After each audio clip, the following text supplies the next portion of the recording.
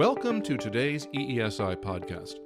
What cost American businesses $200 billion last year? And cost companies an average of $70,000 per event? The answer? In most cases, a lack of workplace safety training. That's simple.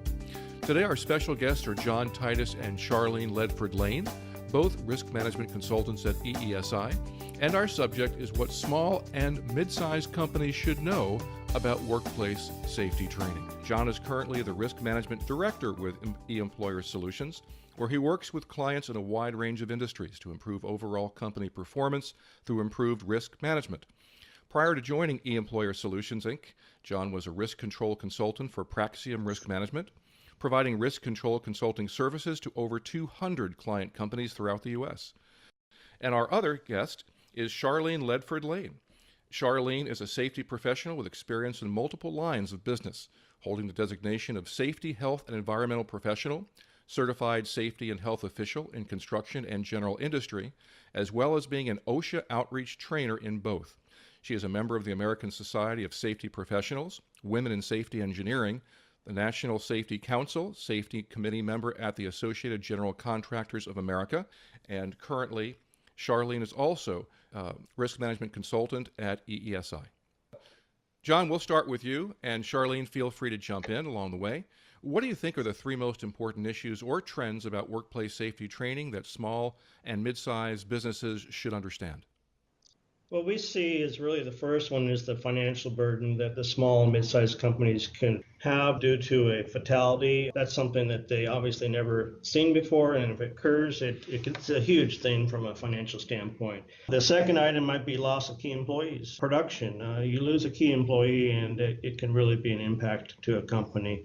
And then the third is the cost of the OSHA fines. They've increased over time, and they might not be aware of this. So there's some threats out there that these company owners need to be aware of, and that's our job to try to inform them so they can make an informed decision based on their type of safety programs in place. And hopefully safety training is a big part of that. Let's walk through the three of those. Charlene, maybe you can jump in here too. What is the financial burden for businesses? What do business owners need to understand about the real cost of a lack of workplace safety training?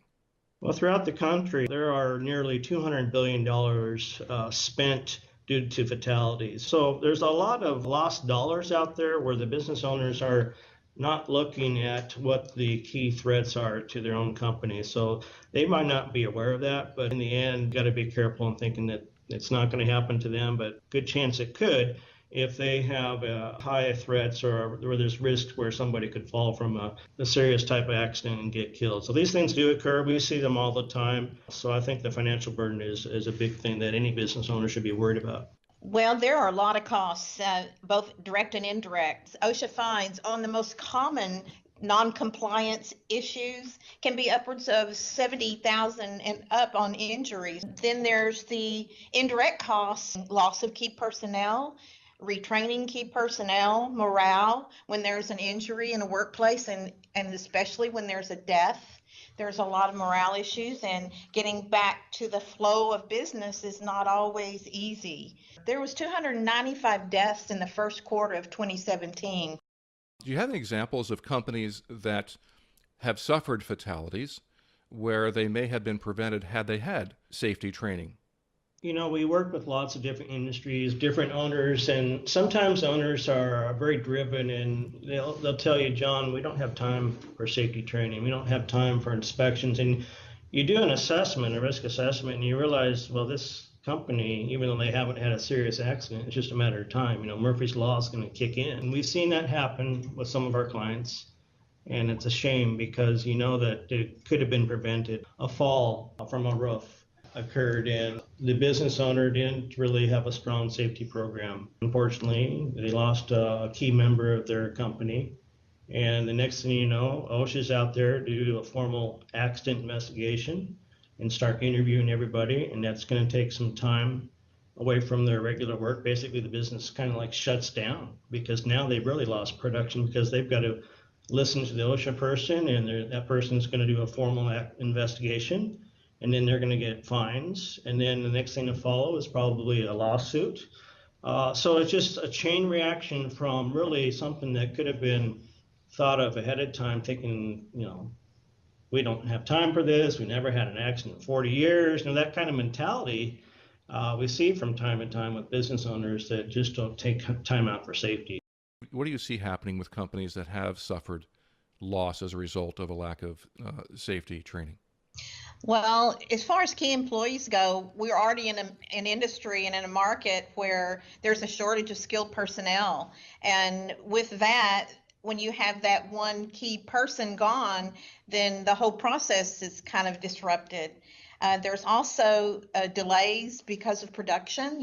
That key person's not there. So now we're training new people to do the job he did. He had a lot more experience in that area. This person's new doing it. So, there's going to be delay, and it's certainly chaos to try to make it all happen. So it's going to create some organizational chaos at the very least to fill the spot, retrain people, and then, of course, you're just hoping you can keep up with a client timeline. What about OSHA reporting? I know there's been some increases in recent years in OSHA fines. In 2016, OSHA increased their penalties, their fines, about 80%.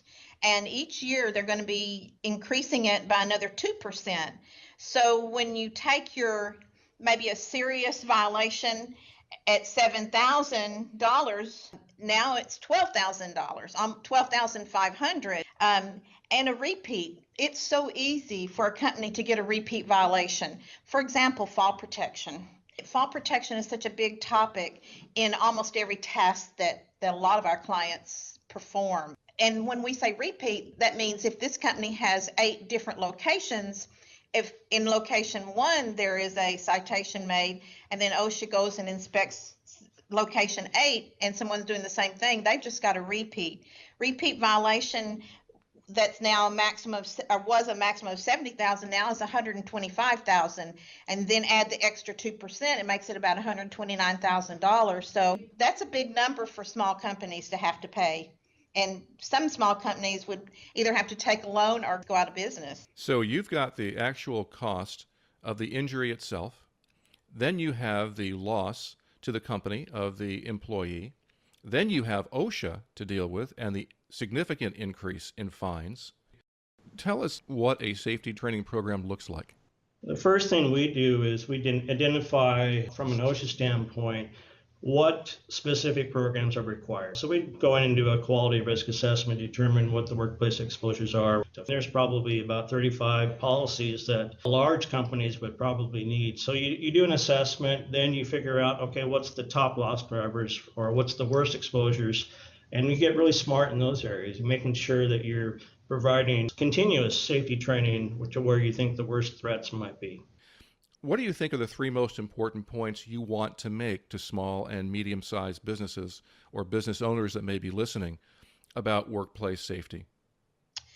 Well, number 1, it is a federal law. It says that they must provide a place that's safe and healthful to their employees. So, that word federal law kind of is heavy. And then they say that they must train their employees. That's the very second thing the third thing they tell us, we must do a hazard assessment to determine what the hazards are created by their scope of work. And then the third thing is we've got to train them on those hazards, or they have to train them on those hazards. So training is crucial. That is one of the biggest parts, really the biggest parts to worker safety, because they don't know it's a hazard until they know it's a hazard. Right. So they might not even be familiar with what the best practices are. It's not necessarily common sense. And when you say there's no common sense, you're exactly right. So what is typically done in the United States, and you take an employee that comes from across the border, their skills and their business practices are going to be very different. Any other additional things you'd like to discuss about workplace safety training, John? I just think that if a business can, they all have budgets, and if they can think about how to incorporate something regarding safety, and if it's safety training, that's great. Not doing that is probably a mistake. Are there any other points you'd like to mention for our listeners today about workplace safety training? Well, we just pointed out a lot of areas where there can be an impact dollar-wise and other ways to a company. You've got to deal with OSHA. Then the families come in and you've got civil suits that's waiting for you behind that. And then I think one of the bigger points that we need to make is their loss of reputation. Most of our safety savvy and business savvy customers and companies out there, they check. Once you've had a serious OSHA violation, well, any citation goes straight to the OSHA website and it's posted there for everybody to see. So all of our bigger companies, they are in a habit of checking that website to see what your safety history is.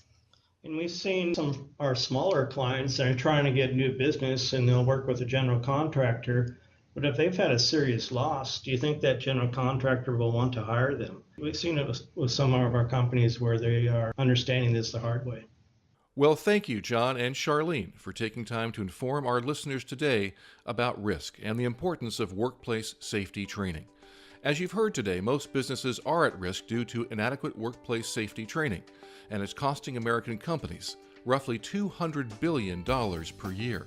The average accident costs a business around $70,000, not to mention employee loss and retraining, OSHA fines that increased 80% in 2016 alone, and of course, employee civil suits.